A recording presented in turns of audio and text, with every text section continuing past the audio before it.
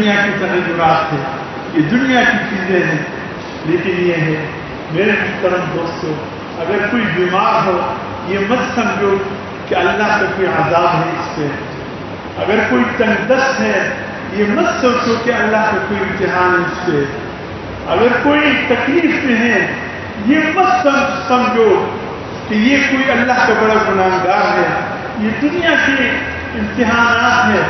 انبیاء علیہ السلام پہ بھی بیماری ہے، حضرت ایوب علیہ السلام 17 سال بیمار تھے، اللہ نے صحت یابی دی تو کسی نے صحت یابی کی جنہوں نے پوچھا اے ایوب بیماری کے دن اچھے ہیں یا وہ صحت یابی کے دن اچھے تھے؟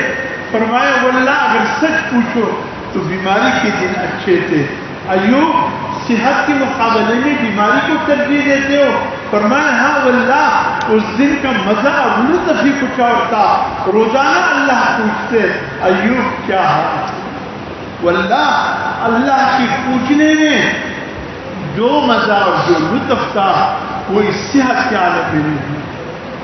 یہ امتحانات کی دنیا کے آتے رہتے ہیں، بیماری ہے، صحت ہے، تندرستی ہے، توانگری ہے، جوانی ہے، بڑھاپا ہے، اس میں کسی کو یہ مت سمجھو کہ یہ دوسرا حال کہ اللہ کی ناپسند بندوں کا نہیں ہے۔ محترم دوستو، اللہ کی پسندیدگی اور ناپسندیدگی کو اگر دیکھنا ہے تو اس آئینے میں دیکھو، جو شخص حضور صلی اللہ علیہ وسلم کی سنت کا مطیع فرمانبردار ہے، جو شخص نماز کا پابند ہے، جس شخص کے قدم نماز کے لیے مسجد کی طرف اٹھ کر جاتے، سمجھ لو یہ اللہ کا محبوب ہے۔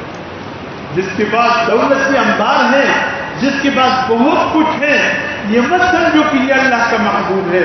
اللہ کی محبوبیت تندرستی اور توانگری میں نہیں ہے، اللہ کی محبوبیت اور پسندیدگی اگر ہے تو اس میں ہے کون اللہ کے نام کے طلبگار ہے، اللہ کی آواز پر لبیک کہتے ہوئے قدم اٹھا کر بھاگتے ہوئے مسجد کی طرف جاتا ہے، اور کس کو اذان سن کر پرواہ نہیں ہوتی، اذان ہو گئی نہیں ہوا، نماز کے لیے جانا ہے نہیں جانا، اس میں ڈھونڈ دو کہ اللہ کی ناراضگی اس میں ہے، اذان سن یا نماز کے لیے نہ جاؤ، یہ ناراضگی کی یہ دنیا روزانہ سنتے ہیں، نہ بھی رخصت ہو گئے نہ بھی چلے گئے، یہ دنیا نظام ہی ایسے اللہ نے بنایا۔ اور پھر ان ہاتھوں نے بچوں کو بھی قبر میں اتارا ہے، ان ہاتھوں نے جوانوں کو بھی قبر میں اتارا ہے، ان ہاتھوں نے عام بوڑھوں کو بھی قبر میں اتارا ہے، ان ہاتھوں نے شیخ ثانی کو بھی قبر میں اتارا ہے۔ موت اس پر نہیں ہے کہ بڑا دیر پر آئے گی، ہاں بڑھاپے کی موت نہیں ہے، موت اپنے وقت پہ ہے۔ اذا جاء اجلهم لا يستأخرون ساعة ولا يستقدمون، جب موت آئے تو پھر ایک لمحہ نہ آگے نہ پیچھے، پھر لبیک کہنا پڑتا ہے اجل کو۔ امام غزالی رحمۃ اللہ علیہ قیلولہ کر رہے تھے، دن کا وقت تھا، ماموں کی قریب بیٹھے تھے، ہر وقت کفن تیار رکھتے تھے۔ امام غزالی رحمۃ اللہ علیہ 46 سال کی عمر میں تھے، قیلولہ میں سوئے تھے، ماموں کی صحنے میں قریب تھا، اچانک امام غزالی اٹھے ہیں اور پکار کر کہنے لگے لبیک یا اللہ، لبیک یا اللہ، اے اللہ میں حاضر ہوں، اے اللہ میں حاضر ہوں۔ ماموں کہتے ہیں میں نے غزالی کی طرف دیکھا، امام غزالی کو کیا ہوا؟ میں نے کہا تجھے ہوا کیا، کیوں چیخ رہے؟ کہا مامو جان میرا کفن اس صندوق میں پڑا ہے قرآن، ذرا نکال کر کے دے لو۔ کہا اس ٹائم کفن کی یاد کہاں سے آ گئی؟ کہا ضرورت ہے۔ مامو کہتے ہیں میں نے اٹھا کر دیا۔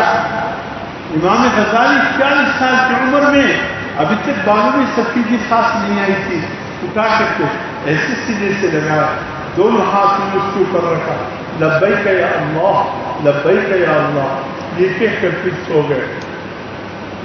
جب زہر کی اذانیں ہونے لگی میں نے غزالی کو اٹھانے کی کوشش کی، یا غزالی اٹھیے، زہر کی اذانیں ہو گئی، لیکن اس میں جنبش نہ ہوئی، قفص سے عنصری سے روح پرواز کر چکی تھی اور اس کا کفن اس کے سینے